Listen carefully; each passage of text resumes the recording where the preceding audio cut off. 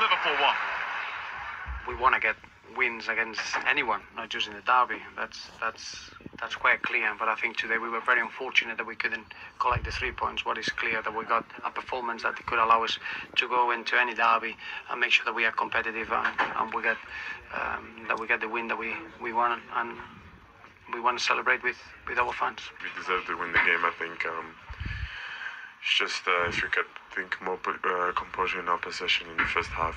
I think we could have scored more. Danny, as weeks go, that's not a bad one you've had. No, it's been great, as you can imagine. Obviously the news of being called up, going into the derby game and getting a goal as well. It's just a shame it wasn't a perfect week with a win today.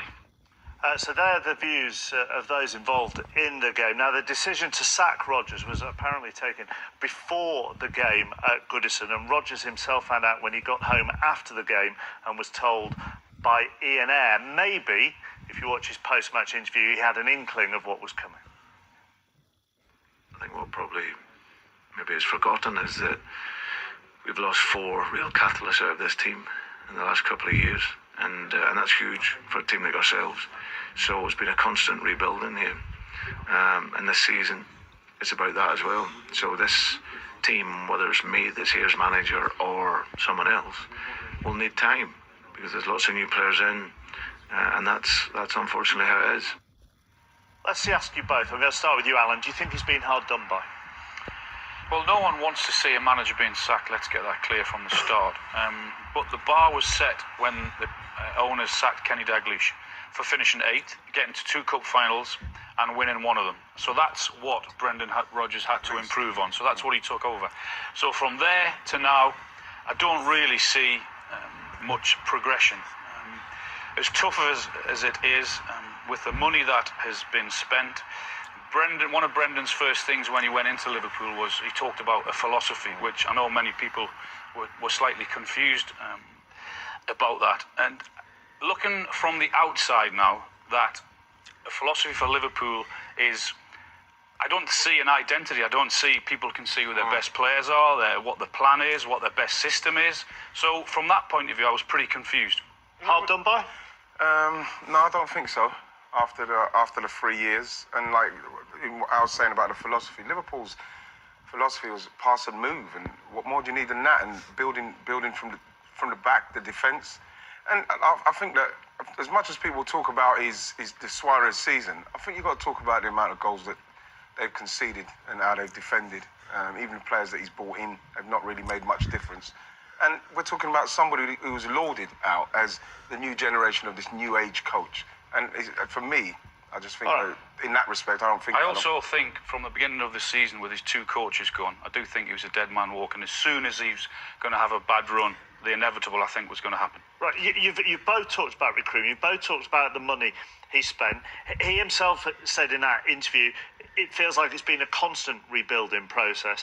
His net spend over the 3 and a bit years now that he's been in charge is 106 million, which actually only equates at 25 million a season, roughly. But I suppose when you look at his big money signings, that's where they haven't come off for him. It's been a massive turnover of players constantly with Liverpool, but when you look at that list for the amount that has been spent, and you look at that list, then I'm afraid those players really haven't helped Brendan a lot, have they?